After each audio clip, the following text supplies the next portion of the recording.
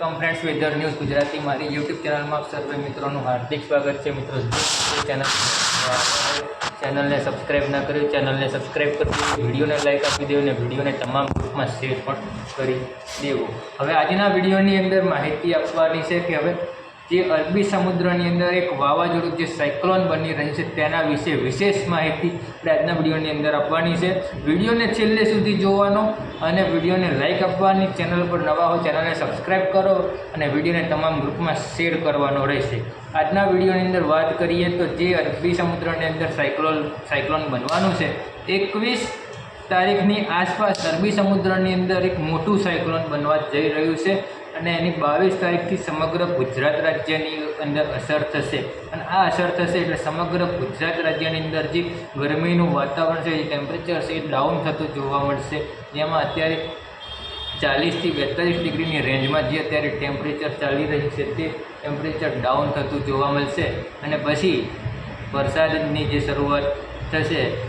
અને જે વાવાઝોડું છે તેનો અસર વર્તાશે એટલે સમગ્ર ગુજરાત રાજ્યની અંદર વાદળછાયું વાતાવરણ થશે અને વરસાદનો જે રાઉન્ડ છે તે શરૂ થશે અને આ વરસાદનો રાઉન્ડ જે શરૂ થશે એ આ અરબી સમુદ્રની અંદર જે સાયક્લોન રચાવાનું છે, સાયક્લોનના કારણે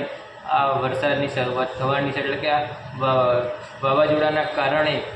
વરસાદ થવાનો છે। હવે આ સાયક્લોન જે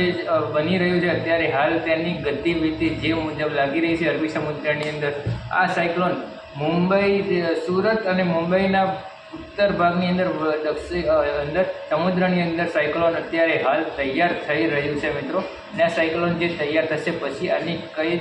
બાજુની ગતિ છે તે આપણે આગળના નેક્સ્ટ વિડીયોની અંદર જણાવીશું, કારણ કે અત્યારથી આ સાયક્લોન વિશે જે ગતિ છે જણાવીશું તો અત્યારથી આ ગતિ જણાવવામાં અત્યારે બહુ વહેલું પડશે, કારણ કે આ સાયક્લોન કઈ દિશામાં જશે એ હજી નક્કી નથી અને આ સાયક્લોનનું શું નામ આપવામાં આવશે એ કાલના વિડીયોની અંદર જણાવવામાં આવશે અને કયા દેશનો વારો છે હવે આ સાયક્લોનના નામ આપવાનો એ પણ આપણે કાલના વિડીયોની અંદર જણાવીશું। આ સાયક્લોનના કારણે કયા કયા જિલ્લાઓ છે, તાલુકાઓ છે જેમાં અસર થશે વરસાદની અને પવનની સ્પીડની। તો આ જે સાયક્લોનના કારણે સૌથી પહેલાં તો જે દરિયા કિનારાના આસપાસના ગામડાઓ છે તેમાં વધારે પડતી અસર થશે, જેમાં દક્ષિણ ગુજરાતની, સૌરાષ્ટ્રની અને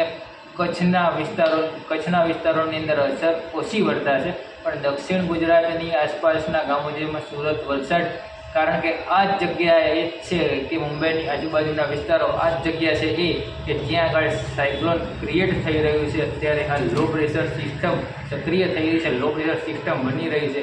એ છે આ જ જગ્યા જે મુંબઈની આસપાસના વિસ્તારો જેમાં સાયક્લોન અત્યારે હાલ બની રહ્યું છે મિત્રો। અને આ સાયક્લોન બનવાનું મુખ્ય કારણ છે સમુદ્રનું પાણીનું ટેમ્પરેચર વધારે થવું। જે સમુદ્રનું પાણીનું ટેમ્પરેચર છે તે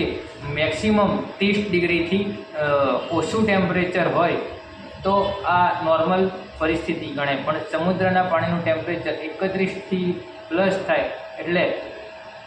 સાયક્લોન બનવાની જે શક્યતાઓ છે તે ખૂબ જ વધી જતી હોય છે। અત્યારે હાલ જે સમુદ્રનું ટેમ્પરેચર છે એ 32થી લઈને 36 ડિગ્રીની રેન્જમાં છે એટલે સાયક્લોન જે બનવાનું છે તે મજબૂત સાયક્લોન બનવાનું છે, કોઈ નોર્મલ સાયક્લોન નથી બનવાનું। અને આ મજબૂત સાયક્લોન જે બનવાનું છે તે સાયક્લોન આપણે કઈ દિશામાં ગતિ કરશે આપણે નેક્સ્ટ વિડીયોની અંદર માહિતી આપીશું મિત્રો। આજના વિડીયોની અંદર ફક્ત